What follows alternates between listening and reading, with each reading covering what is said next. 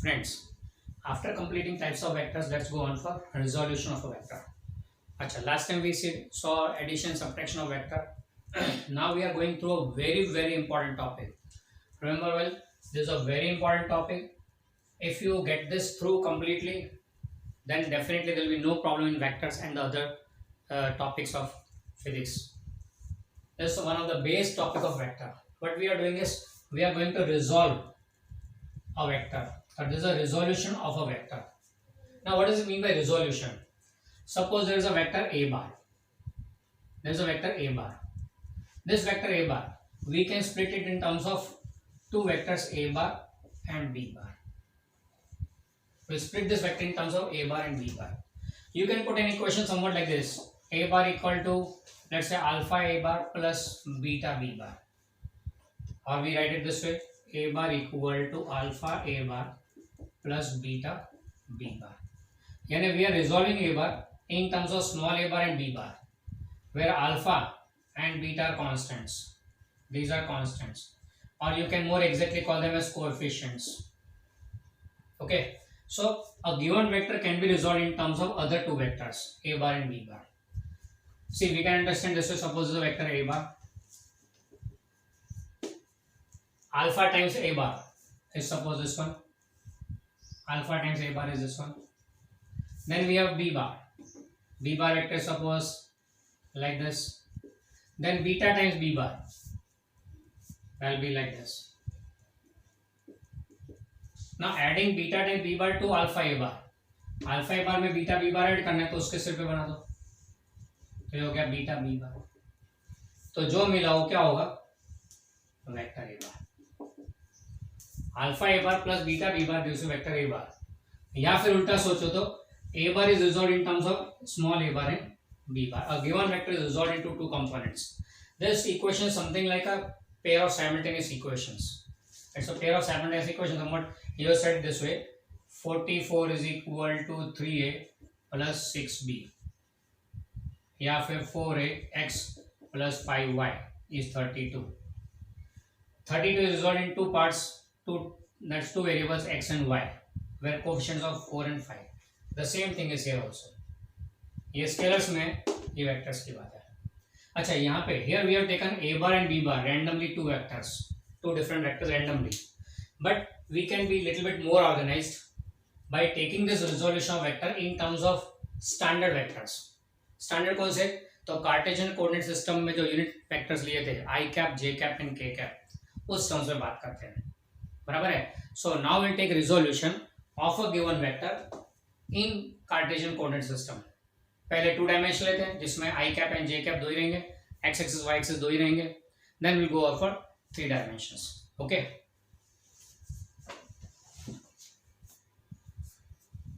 so let's start resolution of vector.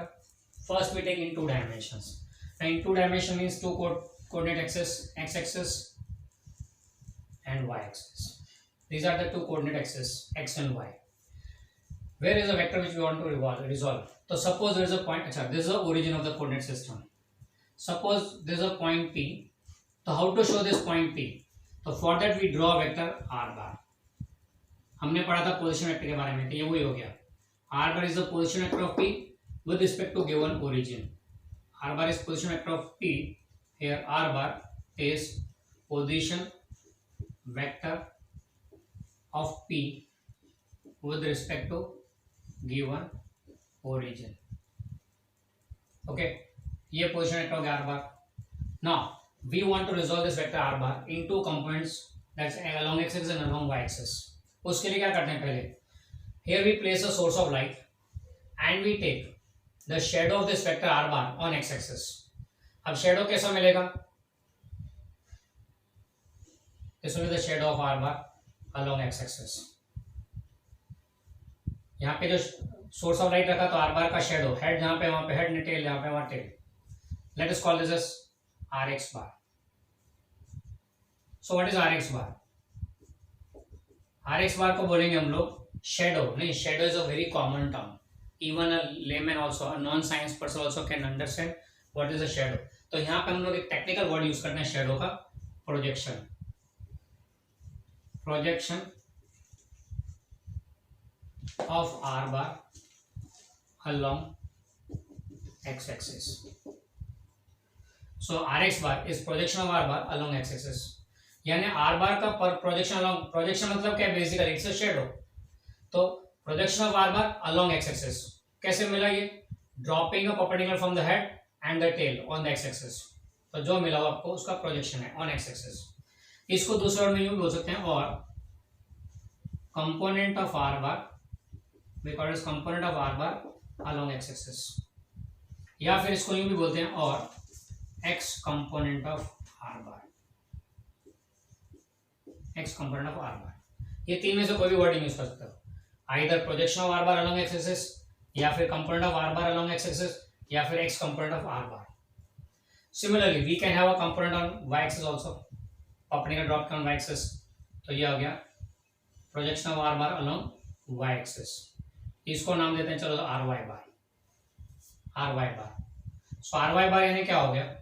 तो here ry bar, same wording, projection of r bar along y axis or component of r bar along y axis,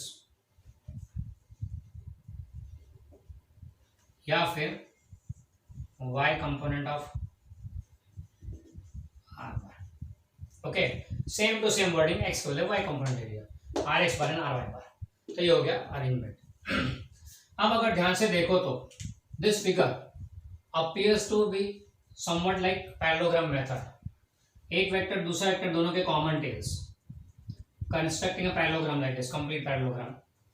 अच्छा, ये complete parallelogram ले लिया. अब उसमें ये r बार तो diagonal हो गया, joining the two tails with the two heads. तो ये हो गया एडिशन ऑफ दीस टू. यानी from the figure we can say that rx bar plus ry bar by parallelogram method is equal to r bar.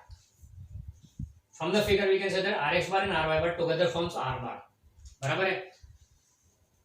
Combination of rx and ry is r bar. पर सोचो, पहले rx ry था and फिर r बना?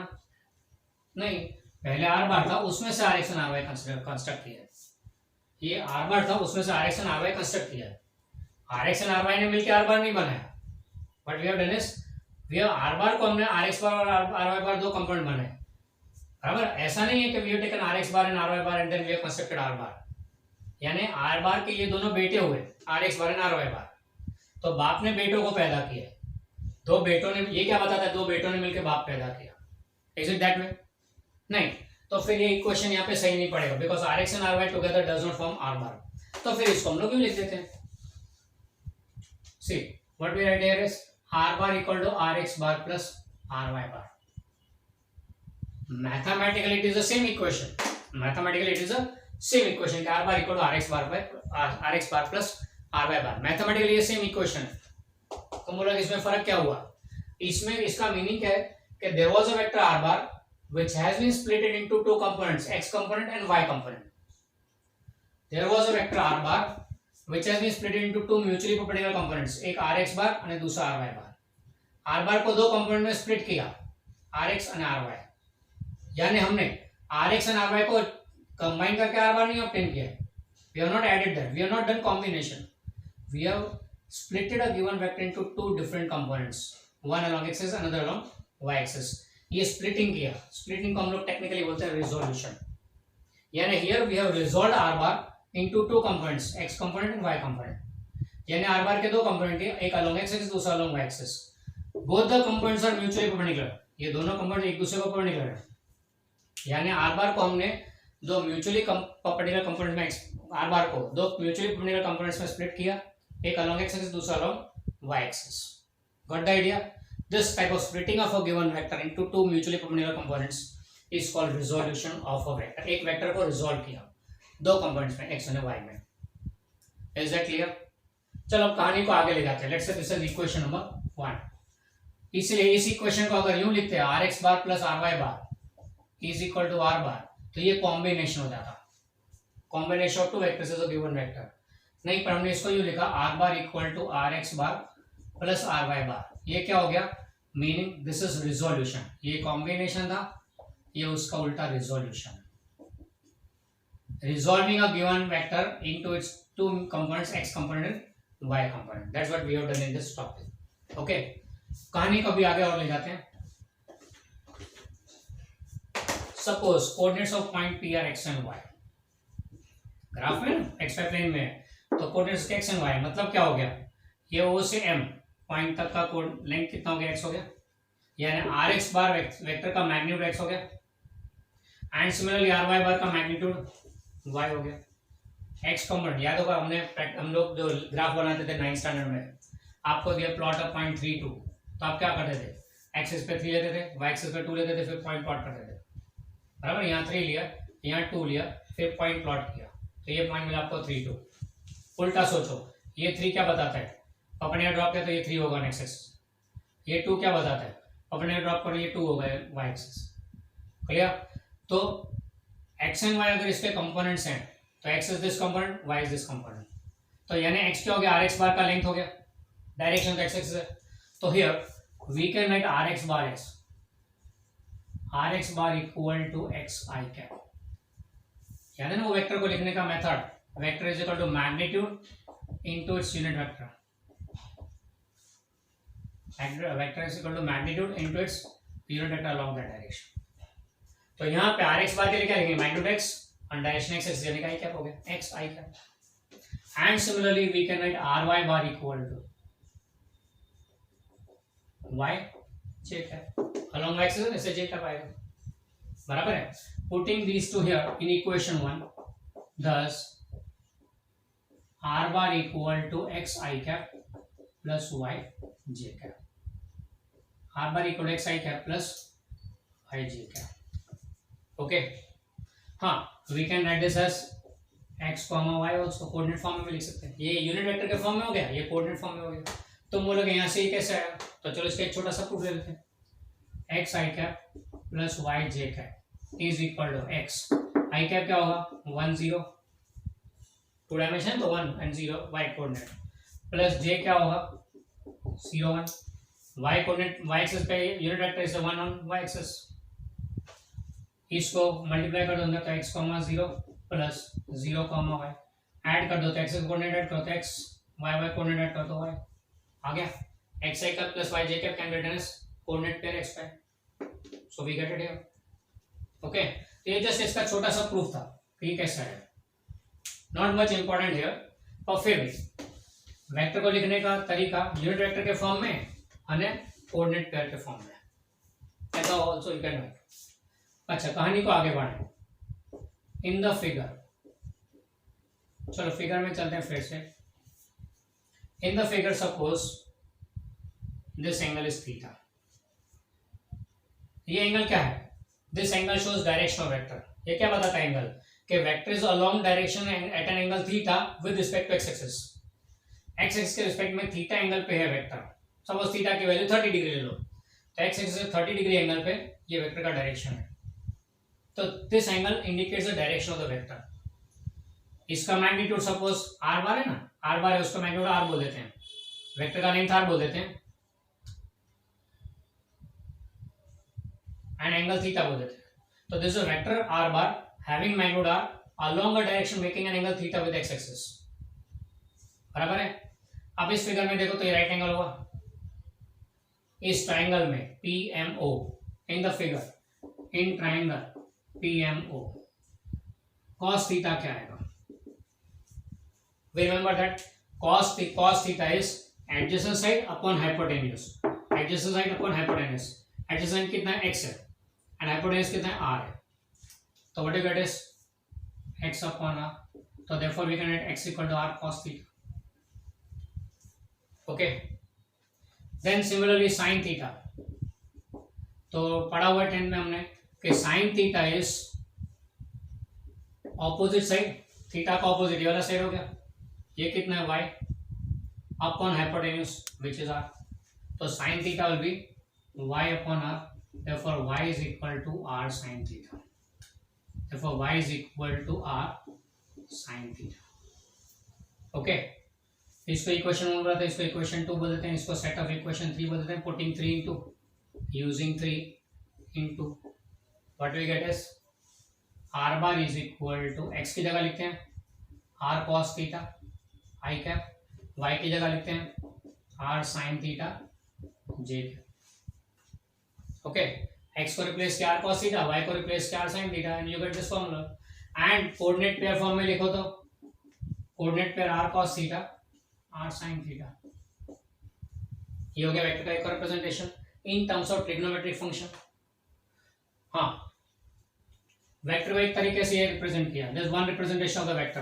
कैसे? In terms of components along x axis and y axis, in terms of components along x axis and y axis. दूसरा representation vector का in terms of unit vector i cap and j cap.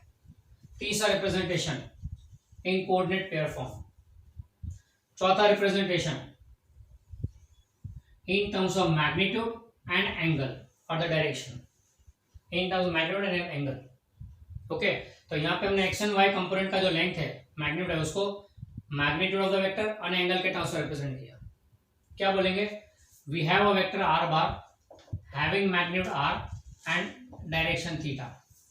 Theta की direction कैसे लेंगे? Along x axis.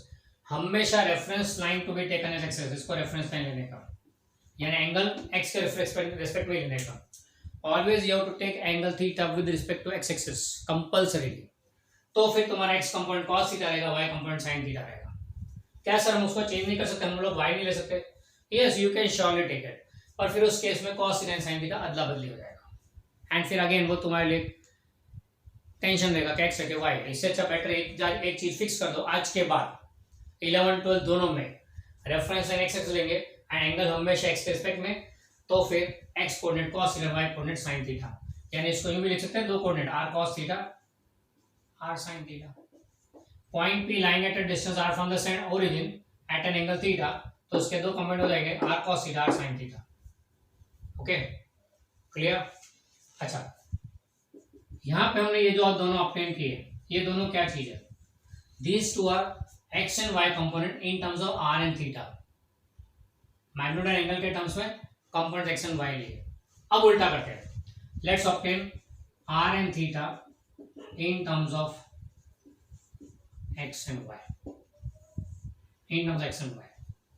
अब यहाँ पे देखो तो फिर से ट्रायंगल में आ जाओ, एक साइड एक्स है दूसरी साइड वाई है, हाइपोटेन्यूस आर है, तो पाइथागोरस चलेगा। पाइथागोरस क्या बोलेगा? R square sorry Pythagoras will say x square plus y square equal to r square, तो फिर आर क्या बन जाएगा? Root of x square plus y square. Pythagoras हो गया। ओके, दिस इज पाइथागोरस इस ट्रायंगल में, यानी कि magnitude of the vector will be equal to root of x component and y component का square. And about the direction angle theta, तो उसके इन the figure tan theta क्या आएगा? Opposite side upon adjacent side. tan theta is opposite upon adjacent, तो opposite कौन सा है? y है, एडजेसेंट कौन सा है? x है, तो भी y अपॉन x। इसके ऊपर से we can find the theta angle tan inverse of y upon x। अब तुम बोलोगे इनवर्स क्या चीज है? तो टेंजेंट का उल्टा है। हाँ, टेंजेंट का इनवर्स यानी cos cot थीटा नहीं, टेंजेंट का उल्टा tan इनवर्स, यानी इस एंगल का tangent is y upon x, तो ये एंगल कैसे मिलेगा? y अपॉन x का tan इनवर्स करने का। अब ये tan इनवर्स कैसे करते हैं, क्या होता है, वो हम लोग बाद में स्टडी करेंगे। तो learn how to find sin theta, cos theta and tan theta using log table। यानी अब से तुम्हारे पास एक्सपेक्टेड है कि you will be having purchasing a log table also, scientific log table लेने का जिसमें log, antilog, natural sine, natural tan, चार चीजें होनी चाहिए कंपल्सरी। अच्छा, तो ये तो हो गया, हमने रिजोल्यूशन किया वेक्टर का। फिर से एक बार याद बता दो, तो वेक्टर आर बार था, उसके दो कंपोनेंट के r x bar and r y bar. R x bar is along x axis, r y bar is along y axis, दो कंपोनेंट किए एंड हमको ये पहला फॉर्म मिला। फिर आर एक्स बार का लेंथ को एक्स बोल दिया अलोंग एक्स एक्सिस, तो it is x i cap. Similarly r y bar को component y along y axis है, उसका लेंथ वाई है, तो वाई इंटू जे कैप।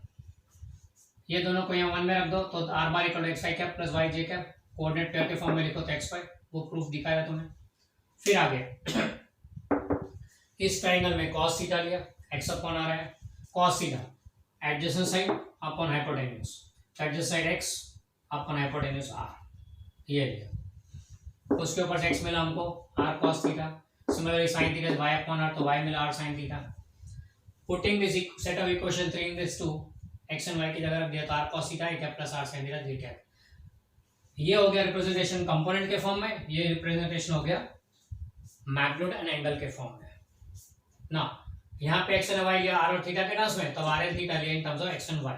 यानी अगर आपके पास कंपोनेंट एक्स और वाई होए तो how to get the magnitude of the vector, तो root of x square plus y square.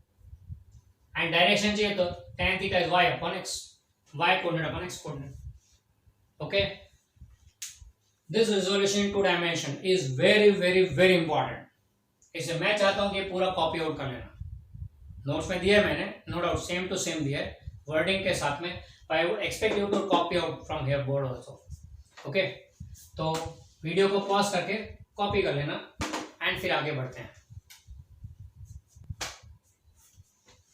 So what we saw here, आगे जो पूरा लिखा था समराइज कर रहे हैं, वही टू डायमेंशन वाला case. Thus what we did is r bar equal to are x bar plus r y bar, compound along x axis, compound along y axis.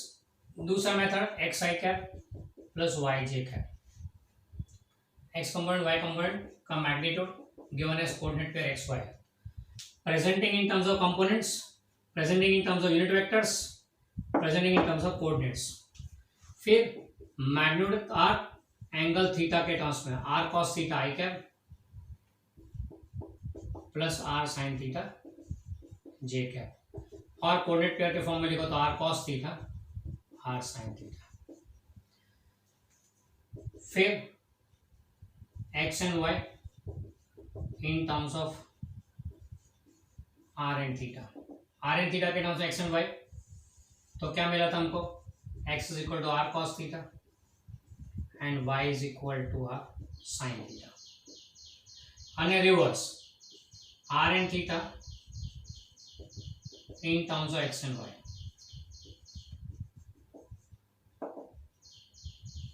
वो क्या आएगा, तो r equal to root of x square plus y square and tan theta is equal to, direction के लिए tan theta equal to y coordinate upon x coordinate.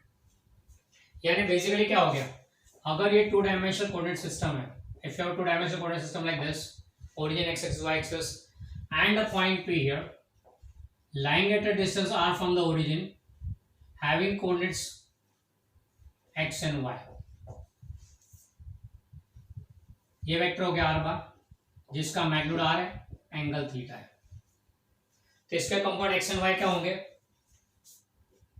r angle sorry r distance theta angle, तो इसके दो component r cos theta r sin theta. यानी given vector है component x and y, given vector है component r cos theta r sin theta. तो आपको data क्या दिया उसके हिसाब से you have to use the formula. इसको जब न्यूमेरिकल से देखेंगे तो ज्यादा ख्याल आएगा, पर डेटा जो दिया उसके हिसाब से फॉर्मूला यूज करने का, एक्स वाई या फिर r cos theta r sin theta. Okay, ये तो हो गया टू डायमेंशन में। Now if you want to extend it to three dimension then, तो थ्री डायमेंशन में, टू डायमेंशन अगर आगे थ्री डायमेंशन में जाना हो तो you could have just kept x y के साथ में जेड का एक्सेस भी आएगा। You will get a three dimensional coordinate system that is origin x axis y axis and तीसरा perpendicular to both that is z axis। And इसमें ये point P, अब पॉइंट P के तीन कोऑर्डिनेट होंगे x y and z। कैसे बताओगे, तो पॉइंट P से एग्जैक्ट प्लेन में पहले पॉइंट ड्रॉप करो, पॉइंट P से एग्जैक्ट प्लेन में परपेंडिकुलर ड्रॉप करो। Foot of perpendicular exact plane is this one, let's suppose Q। अब Q से parallel line to x axis बनाओ, Q से parallel line to y axis z axis बनाओ, यहाँ पे z लिया ना हमने, तो Q से पैरेलल लाइन z एक्सिस को बनाए, तो ये हो गया z कोऑर्डिनेट, ये हो गया x कोऑर्डिनेट यहाँ तक, ये हो गया z कोऑर्डिनेट यहाँ तक, और यहाँ से सॉरी O से Q ज्वाइन करो, उसके पैरेलल एक लाइन ड्रॉ करो, तो हो गया component on y axis and this will be y।